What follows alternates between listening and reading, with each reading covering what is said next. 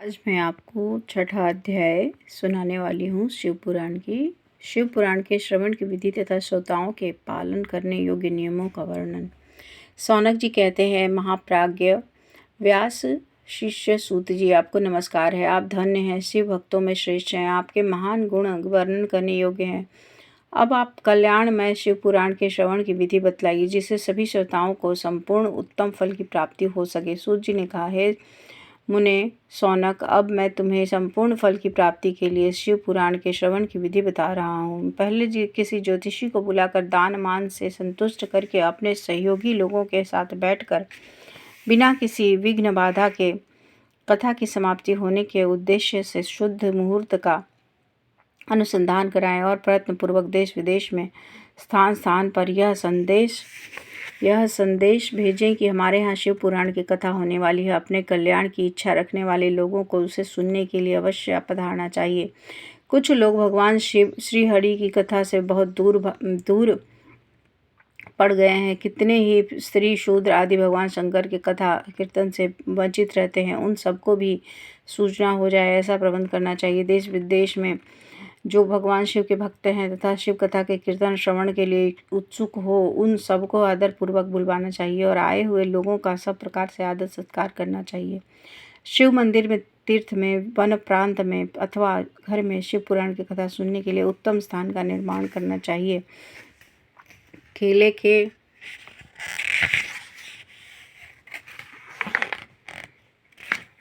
ये बहुत सुंदर भगवान की बहुत सुंदर, देखो किस तरह से कथा सुनाई जा रही है।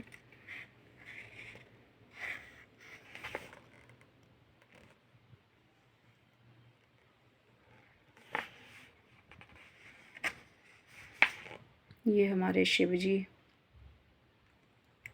असली रूप में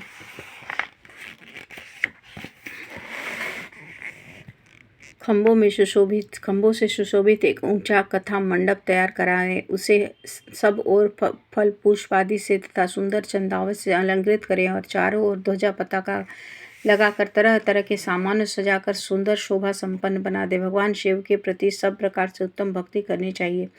वही सब जगह तरह से आनंद का विधान करने वाली है।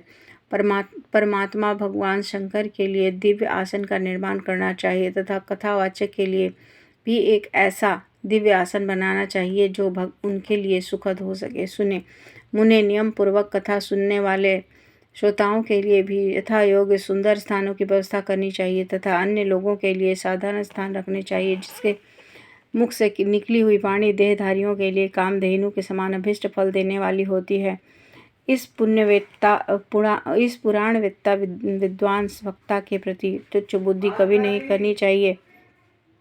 संसार में जन्म तथा गुणों के कारण बहुत से गुरु होते हैं, परंतु उन सब में पुराणों का ज्ञाता विद्वान ही परम गुरु माना गया है। पुराणवेत्ता पवित्र, दक्ष, शांत, ईर्ष्या पर विजय पाने वाला, साधु और दयालु होना चाहिए। ऐसा प्रवचन कुशल विद्वान इस पुण्यमयी कथा को कहे। सूर्योदय से आरंभ करके 3:30 पहर तक उत्तम बुद्धि वाले विद्वान पुरुष को शिव पुराण की कथा सम्यक रीति से पांचनी चाहिए। मध्याह्न काल में 2 घड़ी तक कथा बंद करनी चाहिए, जिससे कथा कीर्तन से अवकाश पाकर लोग मल मूत्र त्याग कर सकें। कथा प्रारंभ के दिन एक दिन पहले व्रत ग्रहण करने के लिए वक्ताओं को कह देना चाहिए। जिन दिनों कथा हो रही हो उन दिनों प्रयत्न पूर्वक प्रातःकाल सारा नित्य कर्म संक्षेप में ही कर लेना चाहिए। वक्ता के पास उसकी सहायता के लिए एक दूसरा वैसा ही विद्वान स्थापित करना चाहिए। वह भी सब प्रकार के संशयों को से निवृत्त करने में समर्थ हो, लोगों को समझाने में कुशल हो। कथा में आने वाले विघ्नों की निवृत्ति के लिए गणेश जी का पूजन करें। कथा के स्वामी भगवान शिव की तथा विशेषतः शिव पुराण की पुस्तक की भक्ति भाव से पूजा करें। तत्पश्चात उत्तम बुद्धि वाला श्रोता तन मन से शुद्ध एवं प्रसन्न चित्त हो आदर पूर्वक शिव पुराण की कथा सुने। जो वक्ता और श्रोता अनेक प्रकार के कर्मों में भटक रहे हो, काम आदि 6 विकारों से युक्त हो, स्त्री में आसक्ति रखते हों और पाखंडपूर्ण बातें करते हों, वे पुण्य के भागी नहीं होते।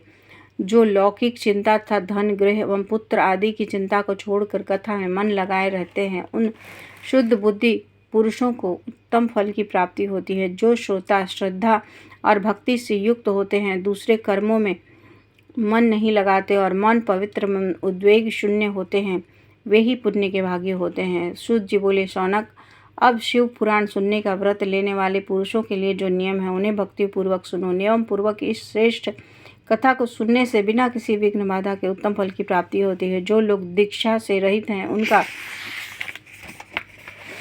कथा श्रवण अधिकार नहीं है। अतः मुने, कथा सुनने की इच्छा रखने वाले सब लोगों को पहले वक्ता से दीक्षा ग्रहण करनी चाहिए। जो लोग नियम से कथा सुने उनको ब्रह्मचर्य से रहना, भूमि पर सोना, पत्तल में खाना और प्रतिदिन कथा समाप्त होने पर ही अन्न ग्रहण करना चाहिए। जिसमें शक्ति हो वह पुराण की समाप्ति तक उपवास करके श्रद्धापूर्वक भक्ति भाव से उत्तम शिव पुराण को सुने।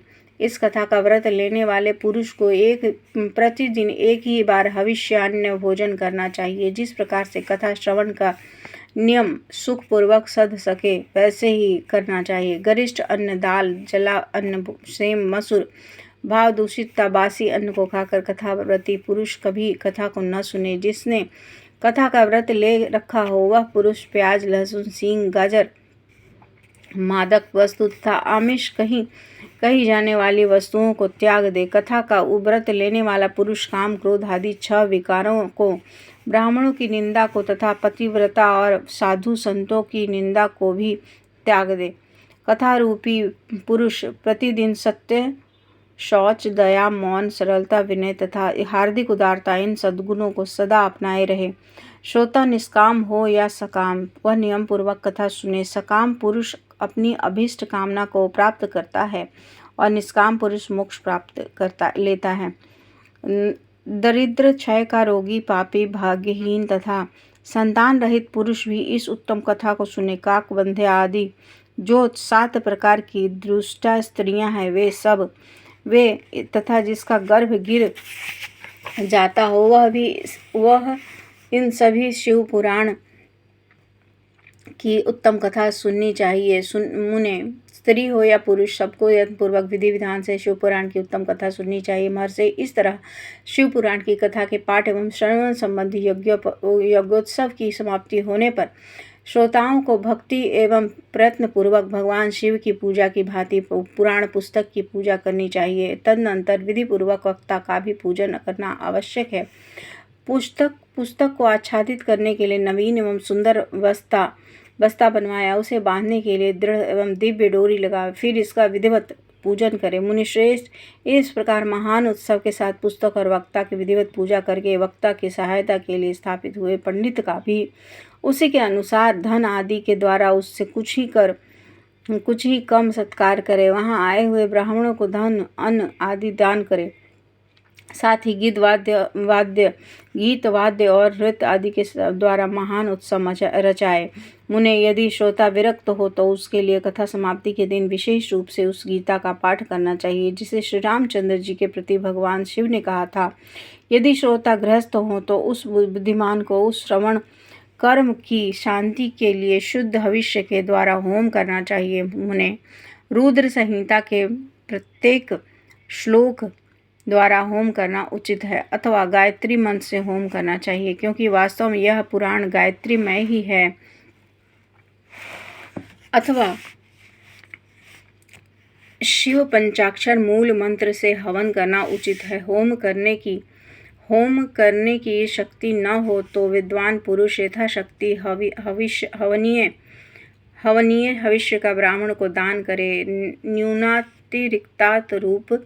रिक्तारूप दोष की शांति के लिए भक्ति पूर्वक शिव सहस्र नाम का पाठ अथवा श्रवण करे। इससे सब कुछ सफल होता है, इसमें संशय नहीं है, क्योंकि तीनों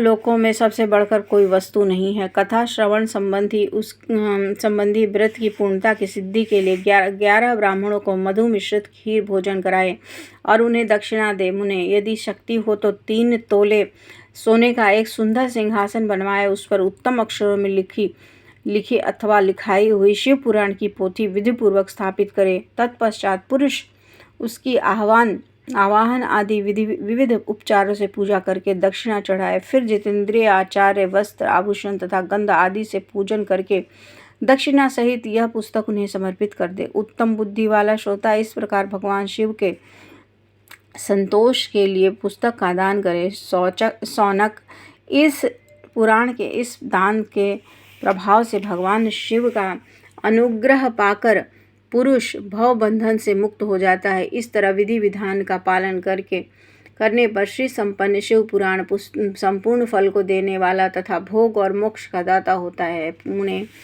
शिव पुराण का वह सारा महात्म्य जो संपूर्ण अभिष्ट को देने वाला है मैंने तुम्हें कह सुनाया। अब और क्या सुनना चाहते हो? श्रीमान, शिव पुराण समस्त पुराणों के भाल का तिलक माना गया है।